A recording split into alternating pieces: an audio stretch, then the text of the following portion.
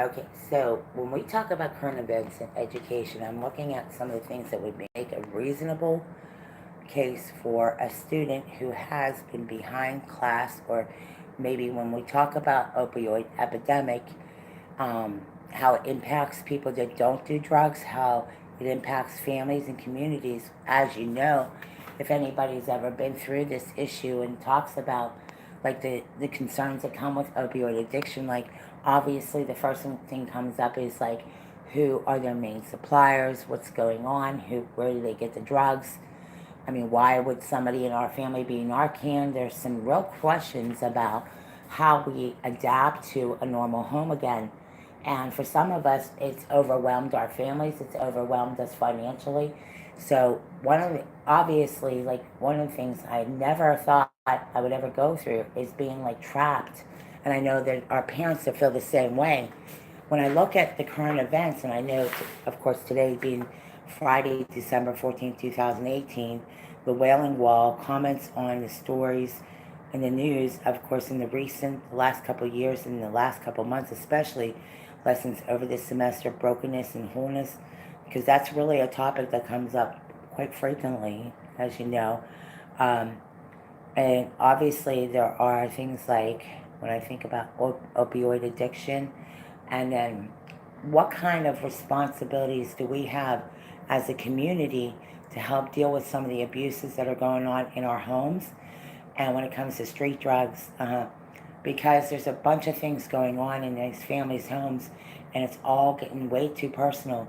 When it comes to sexual abuse and drugs and the conditions of a home, the first thing that they'll do is they'll assess the situation. They'll say, wait, this person's like literally trapped at home or trapped. And when I talk about the topics like plaster, when you hear these comments and verbiage, what I'm saying is that these families feel like they're trapped. They feel like they're trapped in a situation they can't get out of, and it's mainly because of the opioid epidemic, being robbed, being put in a situation where you're vulnerable. That's generally what's going on. So, due to some of the things I'm looking at, I look at, well, look at the class size in some of your classrooms and look at what's going on with their families. And look at what's going on, the undue stress that some of these families are going through. So, the only real logical answer is like programs that can help get their families back on track. Um, I mean, the group homes, at least there's hope. You have hope. You have hope.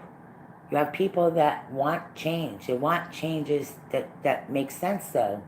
The changes that make sense is like interaction with mom and dad, especially for these children to see their parents clean and go to a methadone clinic and see progress. That's really what these programs need to be about. Uh, we can't do anything about the drugs having been gotten here now. Uh, what we need to do is prevent the trafficking to continue. So when you see hashtag Project Traffic Light, it's drugs and sex trafficking, and it's all those things that put families in, and unfortunately, in high risk situations, high risk behavior, and all, as you know, home alone children. Look at East Liverpool, Ohio, in 2016. How many children are left home alone, and how many families are left like asking questions on what to do? Okay, so here, let's talk about some other things. Friday. Today's Friday, so most kids don't want to be doing homework on Friday. So here's the answer.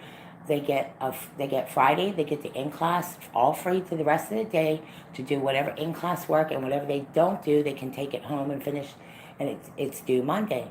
I think that's reasonable. Assignments. Anything that's overdue or hasn't been done, that's why they have the whole rest of their period to do the rest of the work. And then, of course, when kids go to lunch and miss lunch, mainly, why is that? Why is it only there's a set of rules for these kids and a set of rules for the others? So what we're going to do is we're going to get things straight. We're going to get the people that are out of control, because this is out of control.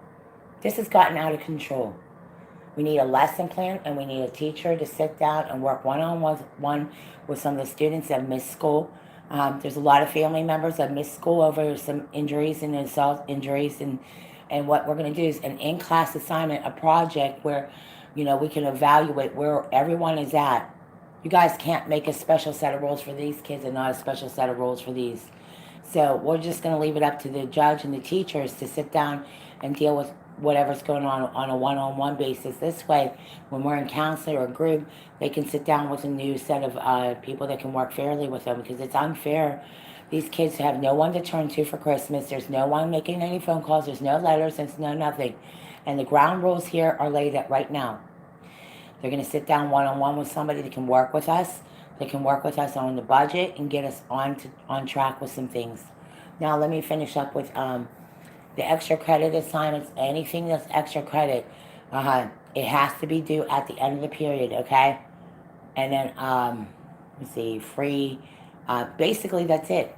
They have a spelling test on Tuesday, definitions. Everything has to be done by Monday, and they're gonna do like basically probably an open book quiz or something like that. But this is just a general idea what's going on in the classroom. Now let me refer over to what's going on in some of the other things. Oh, okay, nutrition class. Okay, they have to have some kind of basic nutritious meal during the day.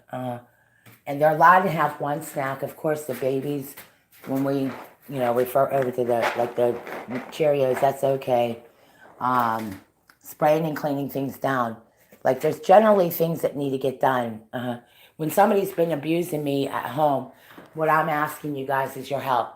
I've been sexually assaulted at work and several times by certain individuals. I need the help of others to reach out to. For some reason, when I'm by myself, they like to abuse me and control my life. That I had to leave several times due to abuse. Basically, I had to leave and go to a shelter for abuse reasons. I've had several times I've had to get a PFA, and I've been threatened several times. That I just need you guys to be a little cooperative, okay?